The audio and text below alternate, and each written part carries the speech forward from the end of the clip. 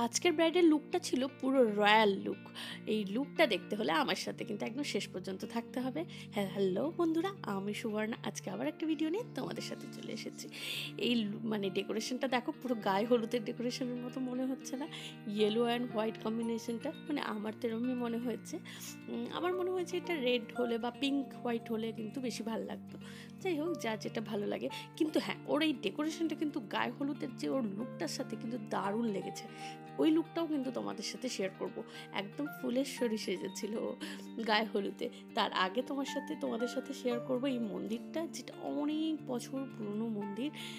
এটা ওদের বাড়িরই মন্দির। অনেক ঘটা করে পুজো হয়, কৃষ্ণ ঠাকুরের পুজো, মানে এটা হচ্ছে কৃষ্ণ মন্দির।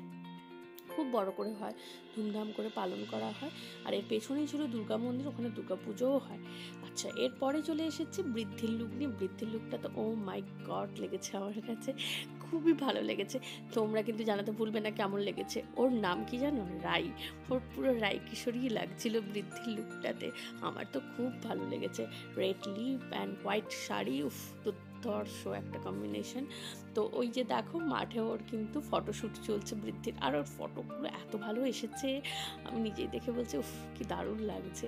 তো আমি এখানে দাঁড়িয়ে দাঁড়িয়ে কী করবো বলো, পুরো মাঠ ঘুরছি, মন্দির ঘুরছি, খুব এনজয় করেছি। কিন্তু এই যে চলে এসেছি এরপরে ওর এই লুকটা নিয়ে। দেখো ঠিক বলেছি কি না, যে ওর এই লুকটা আর ওর ডেকোরেশনটা কিন্তু খুব সুন্দর, একদম মানানসই হয়েছে।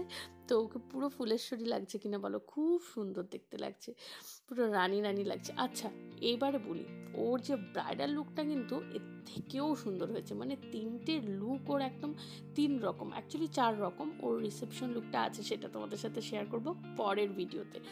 তো এখানটা দেখো কি সুন্দর করে সবাই ঘিরে একদম গায়ে হলুদ করছে, মনে হচ্ছে একদম কোনো রানী রানী এসেছে কোনো কোথা থেকে, ওরকমই দেখতে লাগছে। আমার তো বেশ ভাল লাগছে। হ্যাঁ, আমার ওর মুখটা না এত মিষ্টি, কি বলবো আমি।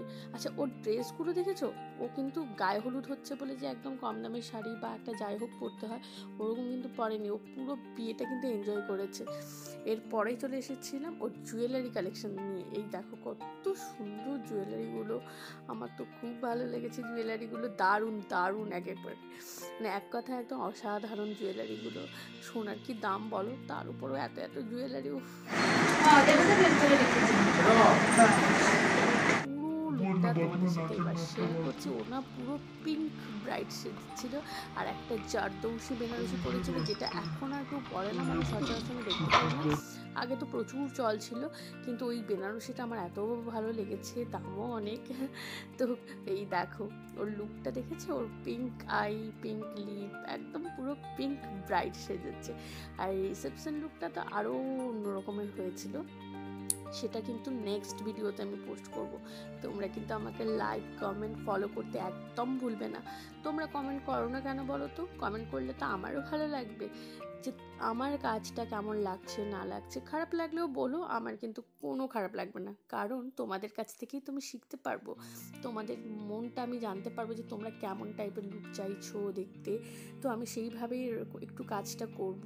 আর তোমরা কে কোথা থেকে দেখছো সেটা তো আমাকে জানাবে, নাহলে আমি কি করে বুঝবো আমার ফলোয়ার্সরা কোথা থেকে দেখছে, কত দূর থেকে দেখছে, আর আমাকে কেমনভাবে চেনে, সেটা কিন্তু আমাকে একটু প্লিজ কমেন্ট করে জানাও।